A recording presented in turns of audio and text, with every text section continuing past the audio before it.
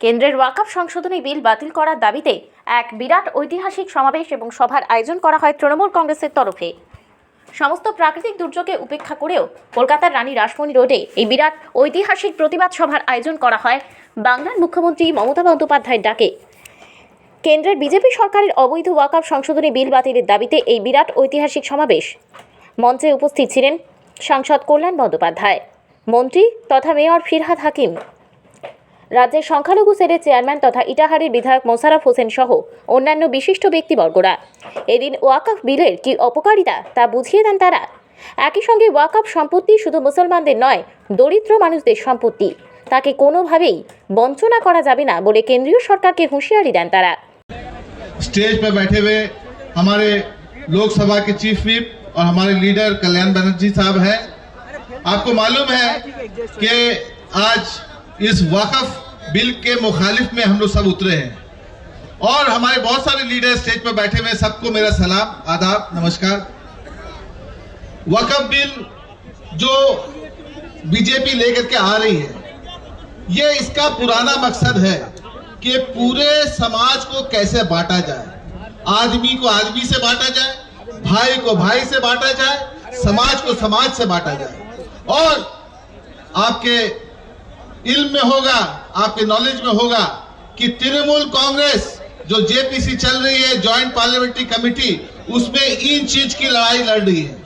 कहीं भी हम लोग उनको छोड़ रहे नहीं है। यहां तक के हम लोग को गाली दिया जा रहा है, हम लोग को बुरा भला कहा जा रहा है। इतना प्रेशर में है कि आप समझ नहीं सकते हैं। हमारे कल्याण यहाँ पर है, ये बर्दाश्त नहीं कर सके। आपको मालूम है इनके हाथ कट गया, इनके खून निकला और 5-6 स्टिच इनके हाथ में लगा।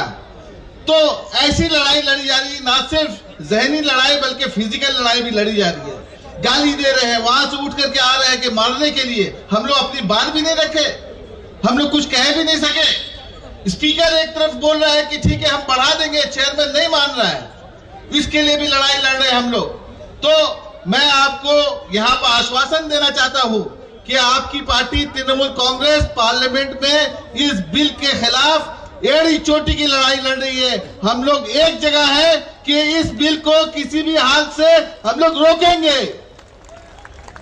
मैं जानता हूं कि इसमें सोशल लड़ाई भी है, इसमें एक रिलीजियस लड़ाई भी है, इसमें एक पॉलिटिकल लड़ाई भी है और आखिर में इसमें एक लीगल लड़ाई भी है।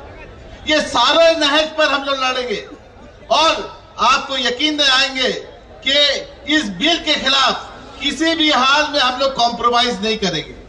आपको जान कर आपको मालूम है कि हमारी नेत्री ममता बनर्जी ने उन्होंने हुक्म दिया कि इसमें हर स्टेप में पूरे मुखालफत के साथ उतरना है, इन चीज की लड़ाई लड़ना है, कहीं भी उनको नहीं छोड़ना है। ये कोशिश कर रहे हैं कि देखिए यूपी में हार गए तो उसलिए एक मुल्क का माहौल ऐसा कर दो, मुल्क का माहौल ऐसा कर दो कि हर जगह हिंदू मुस्लिम हो जाए। आपको मालूम है संभल में क्या हुआ, वो भी एक वाकफ की जमीन है, वहां पर ये खोल दिए प्लेसेस ऑफ वर्शिप एक्ट को, जो कि बाबरी मस्जिद के बाद पास हुआ था। तो क्या कोई एक्ट पार्लियामेंट का कोई खोल सकता है इस तरह से?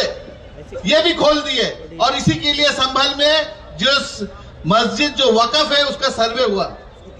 मैं ज्यादा बात अपनी नहीं करूंगा, हमारे कल्याणदा बोलेंगे। बारिश भी होने वाली है, ये तो अच्छी बात है, ऊपर वाले की रहमत बरसेगी। लेकिन मैं फिर से ये कहूंगा सिर्फ कि ममता बनर्जी जिंदाबाद, वक्त को पास होने नहीं देंगे। ये कह करके मैं अपनी बात खत्म करता हूं और मुशर्रफ भाई को बोलता हूं कि कार्रवाई आगे करें। बहुत बहुत धन्यवाद।